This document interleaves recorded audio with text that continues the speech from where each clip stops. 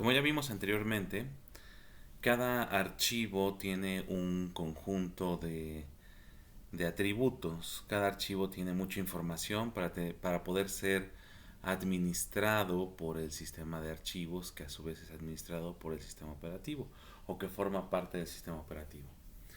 Eh, ya platicamos que el principal atributo del archivo es su nombre. Sin embargo, aparte del nombre, pues se maneja el tamaño del archivo, se maneja su fecha de creación, su fecha de última modificación, si es de lectura, si es de escritura, etcétera. O sea, tiene una gran cantidad de atributos con la cual el sistema operativo puede saber qué hacer en cada caso de que el usuario necesite ocupar ese archivo. Y entonces la pregunta que surge en este momento es, ¿dónde se guardan los atributos del archivo? Porque bueno, obviamente el archivo tiene su contenido, o sea, el archivo puede tener un texto, un poema, o puede tener un código de lenguaje C, o puede tener un código en lenguaje Java. Eso es lo que tiene el archivo, y eso sabemos que va a estar almacenado en los bloques del disco del sistema de archivos. Pero también tiene un conjunto de atributos que permite su administración. Entonces, la pregunta es, la información del archivo ya está guardada en el disco. Ahora, ¿dónde guardamos los atributos? Y bueno, esto es tarea de los directorios. Los directorios tienen la información, tienen entradas por cada archivo.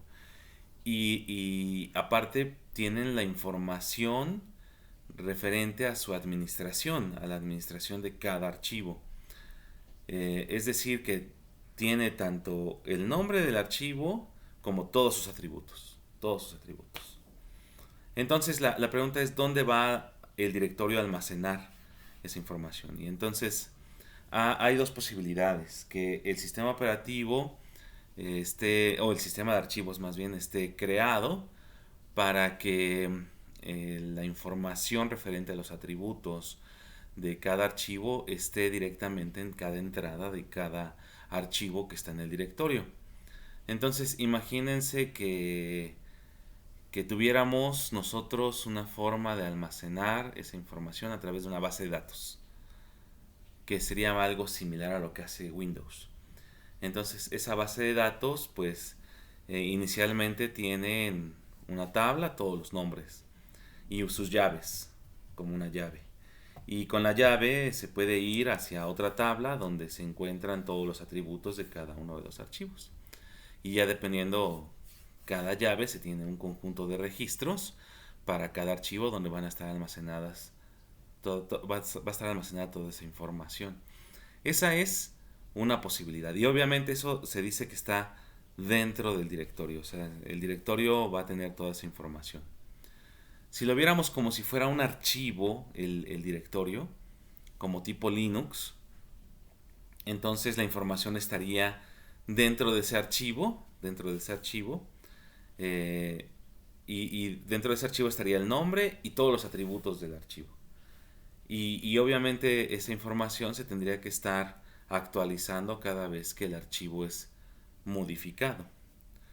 Lo cual no es muy conveniente porque en un solo archivo tener toda la información no permite una buena administración. Habría que buscar cadenas de caracteres, verificar que sí sea la cadena que se está buscando. Yo creo que lo mejor no es tener un archivo para almacenar los atributos. Se puede tener un archivo donde se tiene cada entrada de cada archivo. Se puede tener una entrada donde se tiene una entrada por cada archivo, perdón, ahí lo dije mal. Sin embargo, no es conveniente tener los atributos ahí. Ahora bien, la otra opción es que se maneje a través de nodos i. Eso lo utiliza Unix y Linux. Los nodos i es mantener una especie de lista con un índice donde se tiene una dirección, un direccionamiento hacia donde está otra información perteneciente a la entrada de cada uno de los archivos, que es lo que nosotros tenemos Aquí, esto es un nodo I. Entonces se tiene una entrada por cada archivo y se tiene un direccionamiento a donde nos va a llevar en algún lugar en el sistema de archivos donde se tiene guardada la información de los atributos. Por ejemplo, el archivo juegos tiene una dirección que se le llama nodo I, que nos lleva hacia otra dirección, y posiblemente en este lugar no se encuentre toda la información referente a, a todos los atributos, y entonces a lo mejor tengamos que irnos hacia otro nodo I y así sucesivamente. Que es algo muy similar a lo que les comentaba en un principio, que es como la manejan las bases de datos, que es pues el nombre del archivo más una llave, ¿no? Una llave, es muy similar. Entonces, mientras que en Linux y Unix se le llama nodos I, en Windows es posible que se manejen bases de datos con llaves y nombres de archivos. La implementación de tener todos los atributos en la entrada del directorio, o sea, en la entrada de donde está el nombre del archivo junto con todos sus atributos, es muy poco utilizada. En sistemas operativos viejitos como MS2, cada entrada de directorio era muy simple, no manejaba tanta información. Por ejemplo, esta es una entrada del directorio, estaba formada por 32 bytes en MS2 y por lo tanto 8 bytes se ocupaban para el nombre del archivo, 3 bytes para la extensión, un byte, o sea 8 bits para los atributos, y no eran muchos atributos los que se tenían, solamente se tenían si estaba bloqueado o desbloqueado, si estaba en uso o no en uso, si es de lectura o no era de lectura, si es de escritura o no escritura, o sea, no tenía demasiados atributos. También se manejaba la hora de creación, la fecha de creación y el número del primer bloque, obviamente, de donde se encuentra la información del archivo, y esto ya hacía referencia a donde está en el sistema de archivos la información. Y el tamaño, que aquí, si ustedes se fijan, se ocupaban 4 bytes para, la, para el tamaño del archivo. 4 bytes son 32 bits, lo cual implica que podíamos tener hasta archivos hasta de 4 gigabytes. Y posiblemente cuando trabajábamos con MS2, pues no existían archivos de 4 gigabytes, nada más que pues a lo mejor en algún momento creían que sí se iban a poder ocupar. Y es que les comentaba yo en videos anteriores que cuando estaba MS2, pues no, para empezar, inicialmente no había discos. Y lo que se ocupaba eran los discos, los disquetes de 3,5, que lo máximo que podíamos tener era 1.44 megabytes. Y entonces aquí estamos hablando de 4 gigabytes, no, para nada se podía pensar en un almacenamiento de ese tamaño.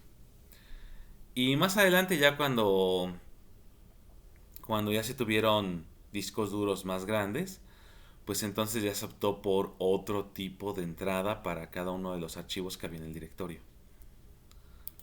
En el caso de Unix y obviamente Linux, que se manejan los nodos I, se tiene el nombre del archivo con 14 bytes, que es alrededor de 256 caracteres. O sea que aquí sí se manejaban nombres muy grandes para el nombre del archivo. Y se manejan 2 bytes para el direccionamiento de donde se encuentra la demás información de este archivo. Entonces, por ejemplo, si nosotros teníamos que llegar hasta mbox, por ejemplo, entonces en el directorio actual se almacenaba el nodo i6, el nodo i6. Este nodo i6 nos mandaba hacia el siguiente nodo, que el nodo i6 era el nodo 132. Entonces del nodo 132 nos manda hacia el nodo 26. El nodo 26 nos manda hacia el nodo 406. Y el nodo 406 nos manda a mbox, por ejemplo, ¿no? Y este nada más era para la ruta. Ahora bien, a partir de aquí se podía tener otro inodo para poder tener los atributos, porque de lo que estamos hablando obviamente es de los atributos. De aquí Ya que llegamos a MBox, ya de aquí tenemos otro inodo para los atributos y así es como se iba dando una secuencia de nodos, de inodos, para poder encontrar toda la información del archivo. ¿Cuál es la ventaja? Que cada uno de estos inodos, cada uno de estos cuadritos que tenemos aquí, se pueden direccionar en bloques del sistema de archivos. Entonces, aunque es un poquito lento en su búsqueda, porque no está todo junto, es muy eficiente porque permite que no se generen huecos, que pueda ocuparse todo el sistema de archivos, todos los bloques del sistema de archivos son ocupados. Y bueno, es lo que hasta hoy en día le ha funcionado mejor a Linux. Y claro está que la administración de todo esto se puede programar a través de listas enlazadas. Por último, de esta presentación del sistema de archivos, que claro está, hay muchísimos temas que se pueden platicar. Desgraciadamente, en ocasiones el tiempo nos apremia, pero bueno, con esto ya tienen un panorama de cuáles son las características principales del sistema de archivos.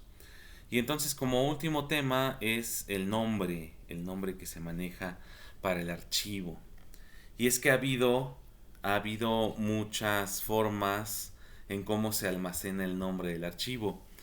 En el caso, por ejemplo, de tener un nombre con un límite fijo de caracteres, pues es conveniente, pero es muy restringido. Por ejemplo, si tenemos 8 caracteres y una extensión de 3, pues ya sabemos que todos los nombres van a ser de 8 y 3.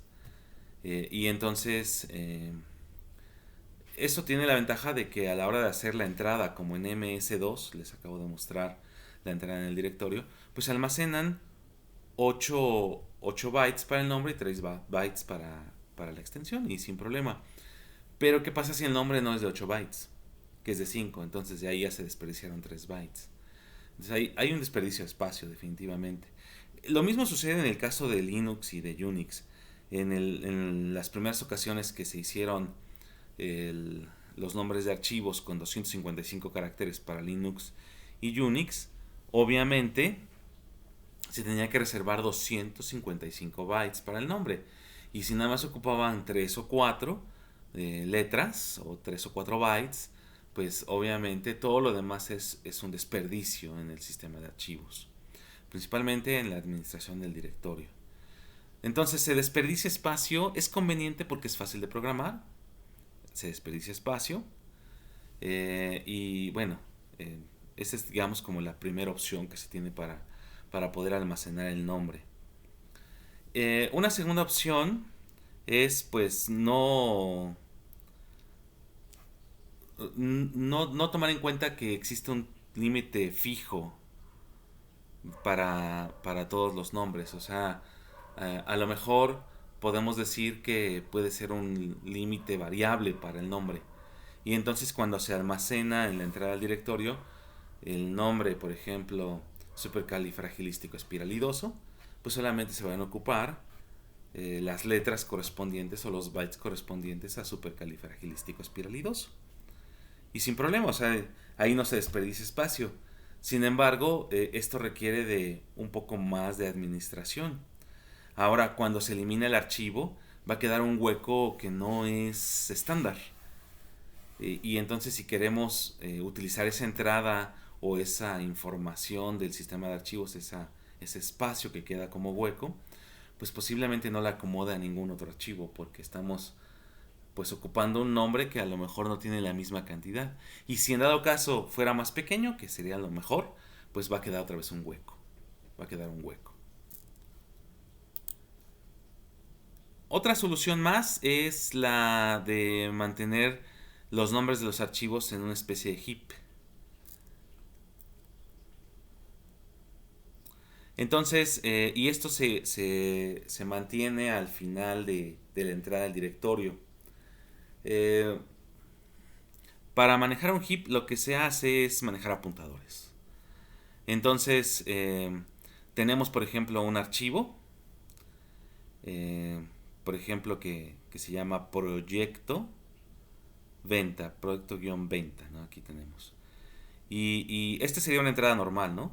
Con un número fijo de caracteres, tal vez, o un número variable de caracteres, no hay ningún problema.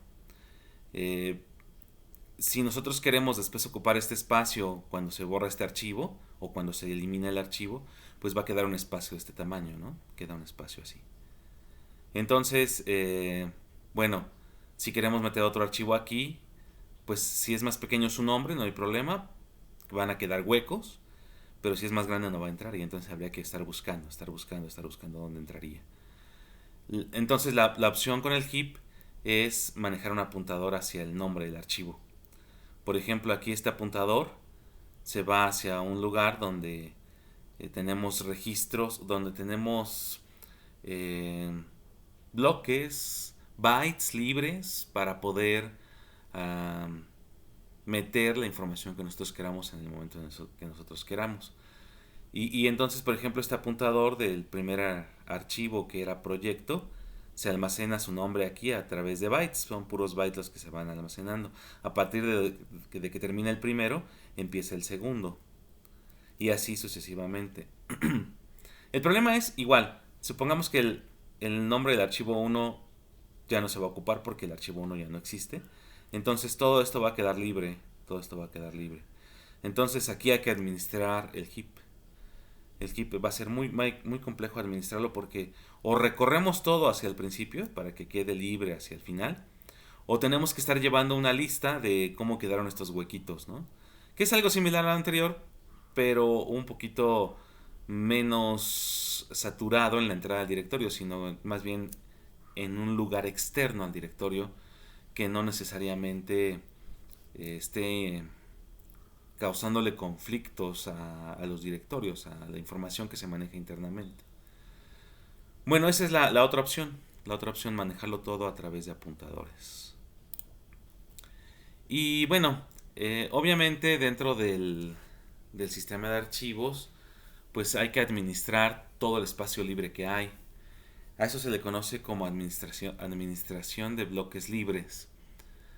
Entonces, es muy similar a administrar la memoria cuando tiene lugares libres para almacenar algún proceso. Lo mismo sucede en el sistema de archivos cuando queremos almacenar archivos. Y entonces lo que necesitamos es saber dónde se encuentran los bloques libres. Un bloque en un sistema de archivos, por si no se los había mencionado, por lo general tiene el mismo tamaño que un, un espacio en memoria, de una asignación en memoria. Y entonces, por ejemplo, si en la memoria RAM se manejan 4 kilobytes para la asignación de memoria, también en el sistema de archivos se tiene que mantener ese tamaño para poder mandar y traer desde la memoria y hacia la memoria pues la información estandarizada, que no vaya a haber conflictos. Bueno, y entonces, ¿cómo se hace el manejo de la administración de bloques libres? Pues el sistema de archivos lleva una lista enlazada de bloques, así como las que se manejan en la memoria para las unidades de asignación. Y entonces, para hacer un recorrido rápido de todo lo que está libre dentro del sistema de archivos, pues se utilizan mapas de bits. Siempre vamos a ocupar listas enlazadas para todos aquellos que están libres, todos los bloques que están libres, y mapas de bits para hacer un recorrido de cuántos bloques están libres, pero que están, por ejemplo, juntos entre ellos, ¿verdad?